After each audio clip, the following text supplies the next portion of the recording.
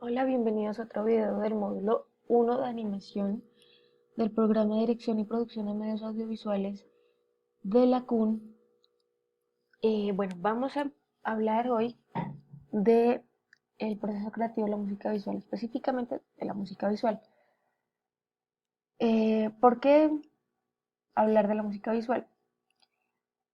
La música visual, que aquí como dice acá, se entiende como la relación entre las imágenes de movimiento y el sonido o la música y cómo estas llegan a configurar nuevas maneras de crear en el audiovisual. Digamos que lo más importante de la música visual es que tenemos la posibilidad de hacer que la música y el sonido sean el punto inicial para las creaciones que nosotros hacemos. Y en la historia ha pasado mucho que se utiliza esta teoría para crear obras audiovisuales muy interesantes, más que todo para pues en las artes plásticas, el videoarte. Y vamos a ver unos ejemplos. Bueno, esto tal vez un poco más avanzado, un poco más sin sentido. Bueno, vamos a hablar de la sinestesia, que es de donde parte un poco toda esta idea de la música visual y al menos en sus orígenes históricos. No sé si lo saben, bueno, como dice acá, la sinestesia es la habilidad de percibir un sentido mediante otro sentido, básicamente. Es la habilidad de ver el sonido, escuchar el color, saborear, eh, saborear el color, o casi siempre son eh, intercambios entre sonido e imagen. Pero también hay gente que dice ver, o, eh, ver olores y cosas por el estilo. Es una, la sinestesia es una característica que tienen ciertas personas o una sensación que desarrollan o sienten, valga la redundancia, las personas en ciertas situaciones. Hay personas que afirman haber tenido eh, experiencias sinestésicas sin ser personas que toda la vida hayan tenido esa característica, esa capacidad. Como hay personas que dicen hacerlo todo el tiempo. Entonces, eh, empieza a existir una idea, ya pues hace bastantes siglos, alrededor del siglo XVIII, empieza a existir la idea de hacer que el sonido y el color, porque lo que empezamos, el primer vínculo que hay es el sonido y el color. La idea es tratar de que el sonido y el color puedan estar relacionados y puedan expresarse de una forma parecida. Entonces aparece este aparatico que es el clavicémbalo ocular y lo que hace este aparato es que convierte las notas musicales en colores, ¿cierto? Las une y de esa forma se podían tocar colores, porque lo que afirma este señor Louis Bertrand Castel es que había una correspondencia entre las 7 notas musicales básicas y los 7 colores básicos, que nosotros conocemos como los colores del arco iris, y de esa forma él podía tocar colores. Esto también se desarrolla, se vuelve una idea común desde esa época y aparecen otros instrumentos como el órgano de colores, que tienen esa misma idea, esa misma función y lo que hacen es que además de tocar, ¿cierto? De hacer estas relaciones cromáticas con el sonido, se proyectan los colores, entonces se tocaba la música y cada nota corresponde a un color, por lo tanto cada vez que se tocaba una nota salía un color distinto.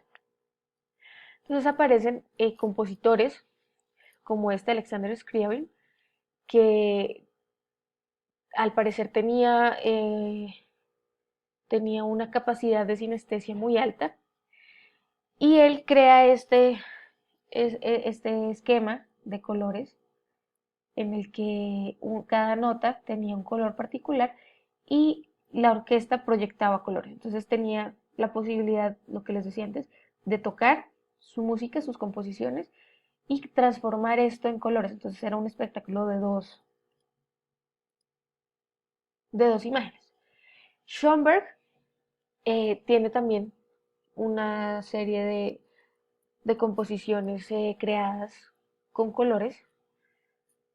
Esto, bueno, les recomiendo que vean estos videos cuando estén en la presentación.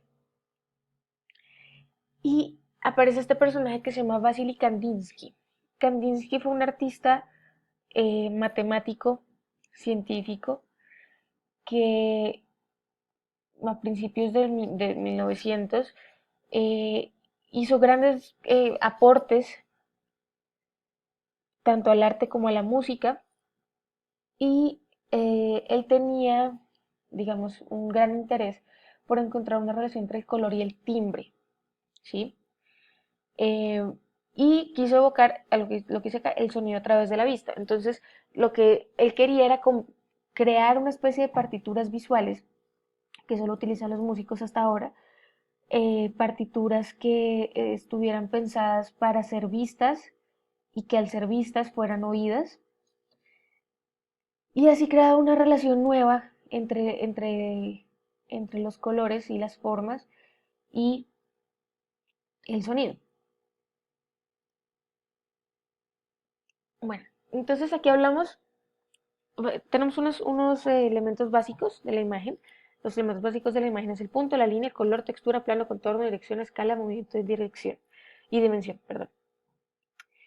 Los más básicos de todos son punto, línea, plano y eh, volumen.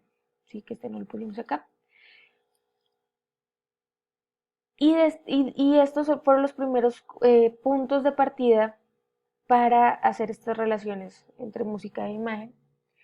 Eh, el- la idea de asociar el ritmo con ciertas, ciertos elementos como los puntos o como las líneas o los planos seguidos que tuvieran proporciones iguales, relaciones de espacio y de organización muy parecidos, fue como la primera herramienta que se utilizó con relación al sonido. Hay también un, una, una forma básica de creación de imágenes que tiene que ver con el ritmo. La imagen también tiene ritmo. Si nosotros tenemos una serie de puntos, todos a la misma distancia, uno del otro, estamos viendo un ritmo, estamos viendo algo que sucede rítmicamente, con una cadencia específica.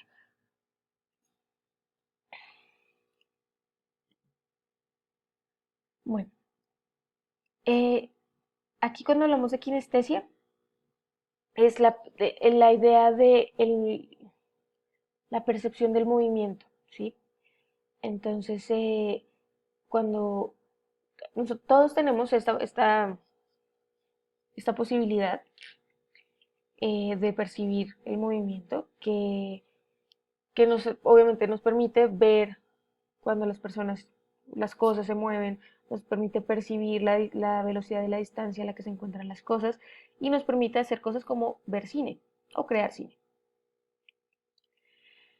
Entonces aparece una idea nueva y es tomar no solamente la música y transformarla en imagen fija, en colores o en estas imágenes de Kandinsky, sino juntar el sonido y el cine para crear eh, nuevas ideas basándose en el sonido, basándose en la música, haciendo que sean como una especie de iguales que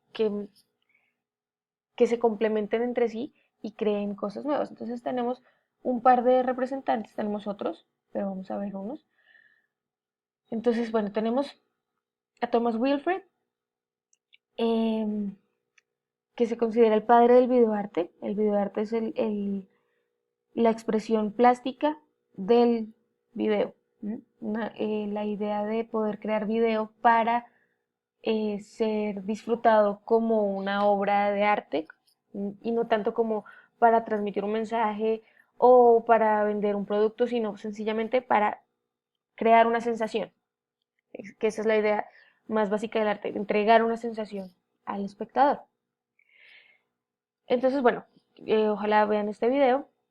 Y lo que tenemos aquí es un órgano de tubos, como una especie de objeto en el que unas teclas y unas perillas nos permitía ver unas imágenes que se sucedían en tiempo real. Aquí dice, bueno, con sin música, inicialmente fue sin música, pero fue el precursor de lo que sucedería después. Entonces aquí tenemos varios representantes. Tenemos a Lichi Lopus, a Oscar Fischinger, a los hermanos Whitney. Tenemos otros representantes como Len Lai, que es y como Winsor McKay, que también hicieron estas creaciones visuales a partir del sonido. Entonces, bueno, lo importante es que vean estos videos. Y es interesante porque muchos de estos videos no fueron creados como la animación tradicional, más bien fueron creados como la animación más tradicional, que era trabajar sobre el celuloide directamente. Específicamente las obras de Len Lai, esta obra también, esta de Lich Lopus, era pintado sobre celuloide. Entonces era sencillamente coger cuadro por cuadro y pintarle encima y ahí sucedía la animación que estaba trabajando paralelamente con el sonido.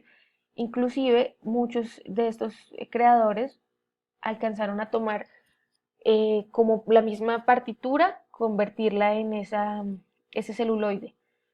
Y como los celuloides tienen a un lado, y más, bueno, los de esa época tenían un poco más claro, unas barritas donde viene el sonido, ese sonido también lo intervenían.